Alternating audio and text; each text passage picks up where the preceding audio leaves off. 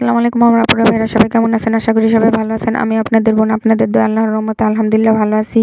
আজ আমি আপনাদের সাথে শেয়ার করব চিকেন বিরিয়ানি। এই জন্য দেখুন আমি আলুগুলো আগে ভেজে নিলাম। এবার দেখুন আলুটা আমার ভাজা হয়ে গেছে, কড়াই চুলাতে বসিয়ে দিয়েছি। আরেকটা কড়াই দিয়ে দিলাম তেল, দিয়ে দিলাম গোটা গরম মশলা। গরম মশলাটা নেড়েচেড়ে ভেজে এর মধ্যে দিয়ে দিলাম পেঁয়াজ কুচি। পেঁয়াজটা নেড়েচেড়ে ভেজে এর মধ্যে আমি দিয়ে দিলাম আদা রসুন পেস্ট। এবার আদা রসুন পেস্টটা দিয়ে আমি এর মধ্যে দিয়ে দিলাম বাদাম বাটা।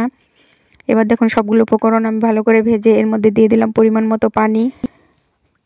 পানিটা দেওয়ার পর দিয়ে দিছি পরিমাণ মতো লবণ। লবণটা দেওয়ার পরে এর মধ্যে আমি দিয়ে দিতেছি যে বাজারের প্যাকেটের বিরিয়ানি মশলাটা, ওই বিরিয়ানি মশলাটা দিয়ে আমি এর মধ্যে দিয়ে দিতেছি টমেটো সস। এবার টমেটো সসটা দিয়ে আমি একটু নেড়েচেড়ে এর মধ্যে দিয়ে দিব টেস্টিং সল্ট আর সয়া সস। দেখুন এগুলা দিয়ে আমি ভালো করে মশলাটা কষিয়ে নিলাম। কষানো হয়ে গেছে। এবার এর মধ্যে দিয়ে দিলাম আগে থেকে ভেজে রাখা আলুটা দিয়ে একটু ভালো করে নেড়েচেড়ে মিশিয়ে এর মধ্যে দিয়ে দিলাম মুরগির মাংস আর কাঁচামরিচটা দিয়ে আমি ভালো করে নেড়েচেড়ে মাংসটা কষিয়ে নিতেছি। দেখুন মাংসটা আমার কষানো হয়ে গেছে। এবার দিয়ে দিলাম সেদ্ধ হওয়ার জন্য পরিমাণ মতো পানি। পানিটা দিয়ে আমি এটা এখন রান্না করে নিব। আর দিয়ে দিলাম বাজারের প্যাকেটের গুঁড়ো দুধ।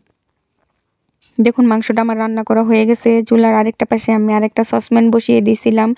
দেখুন সসপ্যানটা বসিয়ে দিয়ে দিয়েছি তেল। তেলটা দেওয়ার পরে দিয়ে দিলাম গোটা গরম মশলা। এবার আমি দিয়ে দেবো আগে থেকে ধুয়ে রাখা পোলাওয়ের চাল আর মুগ ডাল। এবার পোলাওয়ের চাল আর মুগ ডালটা আমি তেলের মধ্যে ভালো করে ভেজে নেব।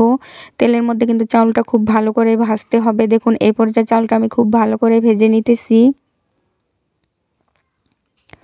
তো দেখুন আমি পানি দিয়ে দিছিলাম।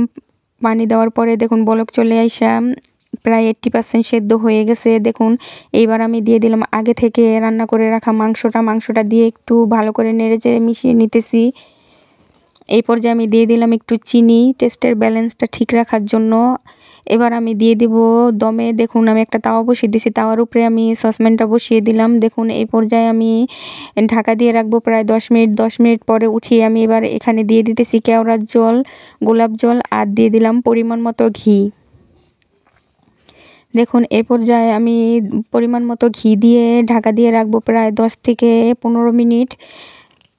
দেখুন 10 থেকে 15 মিনিট পরে আমি ঢাকনাটা তুলে আপনাদের একটু দেখাইতেছি। দেখুন এই পর্যায়ে আমার রান্নাটা একদম শেষ।